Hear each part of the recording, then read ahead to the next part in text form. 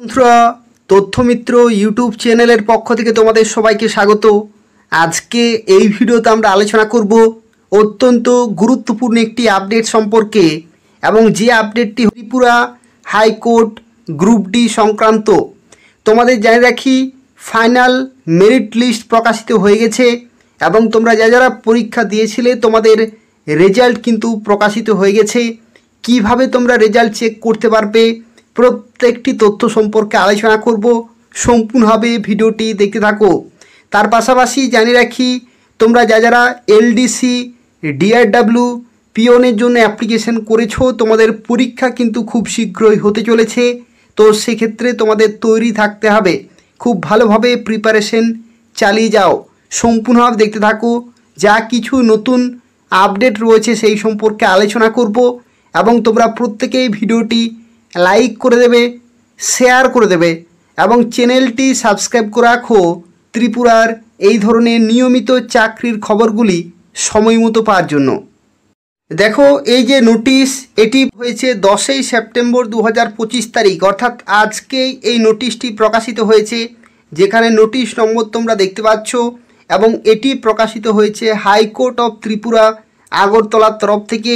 এবং এই যে নোটিফিকেশন, এখানে দেখো বলা হচ্ছে, the honourable high court has been pleased to declare the merit list as follows according to the marks obtained by the candidates in the written test and viva।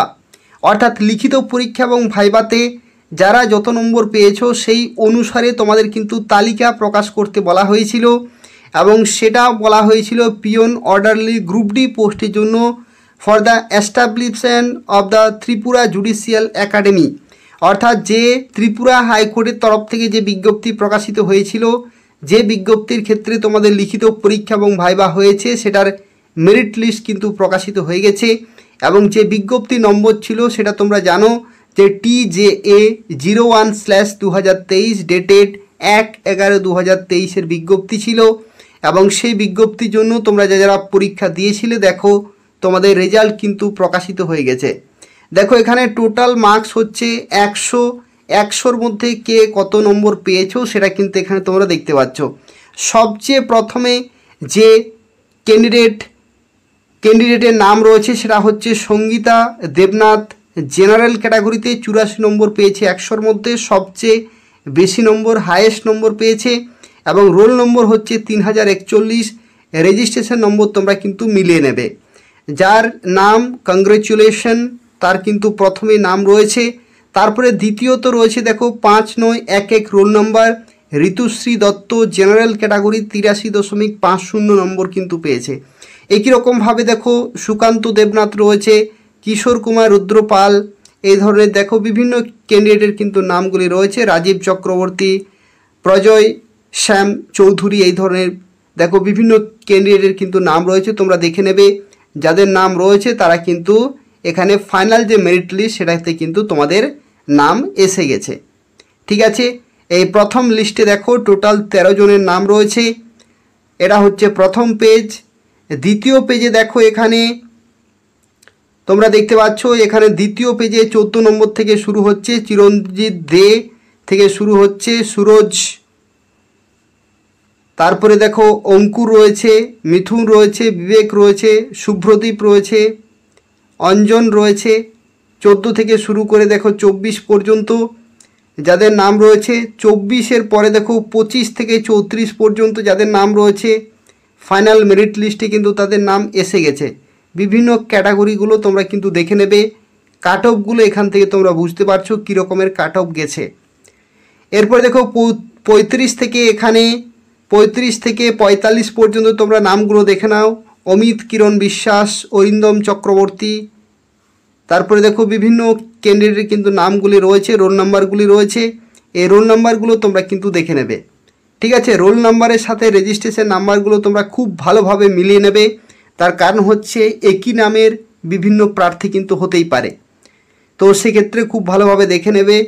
45-এর পরে দেখো 46 থেকে 55 পর্যন্ত দেখো বিভিন্ন ক্যান্ডিডেট রয়েছে। রনি থেকে শুরু করে অচিন্ত, বাবুল, রাহুল, অরুণ, দীপক, সায়ন্তন, রশ্মিতা, ধরণী, সঞ্জীব, বিভিন্ন ক্যান্ডিডেট কিন্তু রয়েছে 69, 68.50 এই ধরনের নাম্বার কিন্তু পেয়েছে এসটি, এসসি এবং জেনারেল। তারপরে দেখো এখানে 56 থেকে শুরু হচ্ছে 66 পর্যন্ত তোমরা দেখে নাও। বিকাশ, রঞ্জিত, অমিত কুমার পাল, পূজা দে, পিনাকি শর্মা, অনুতন, অপূর্ব থেকে শুরু করে সুকান্ত, দেখো বিভিন্ন নাম কিন্তু রয়েছে। এই নামগুলোর রোল নাম্বার, রেজিস্ট্রেশন নাম্বারগুলো তোমরা কিন্তু মিলিয়ে নেবে।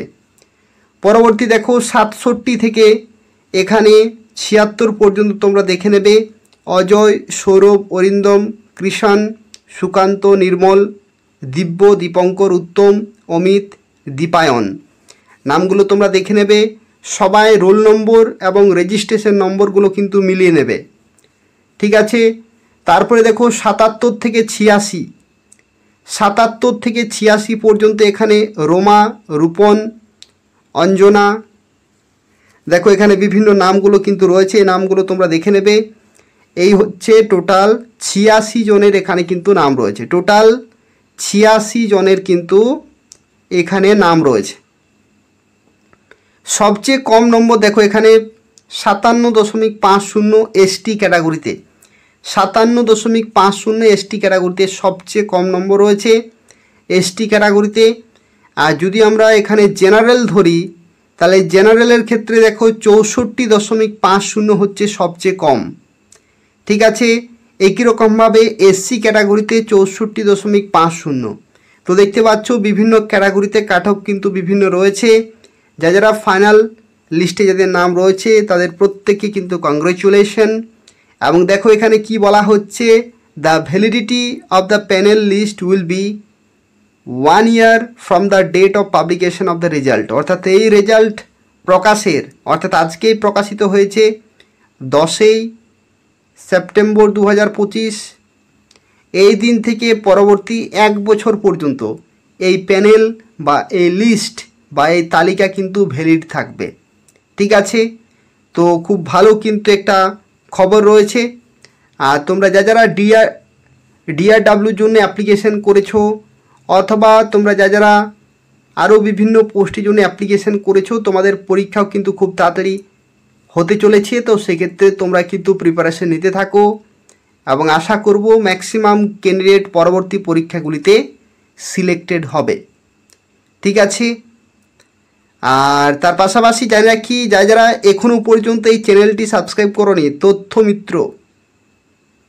তথ্যমিত্র চ্যানেলটি যারা এখনও পর্যন্ত সাবস্ক্রাইব করোনি, ত্রিপুরার নিয়মিত চাকরির খবরগুলি পেতে হলে অবশ্যই তথ্যমিত্র চ্যানেলটি সাবস্ক্রাইব করে রাখো এবং নিয়মিত ফলো করতে থাকো। এই চ্যানেল থেকে তোমরা ত্রিপুরার প্রত্যেকটি চাকরির খবর সময় মতো পেয়ে যাবে। ধন্যবাদ।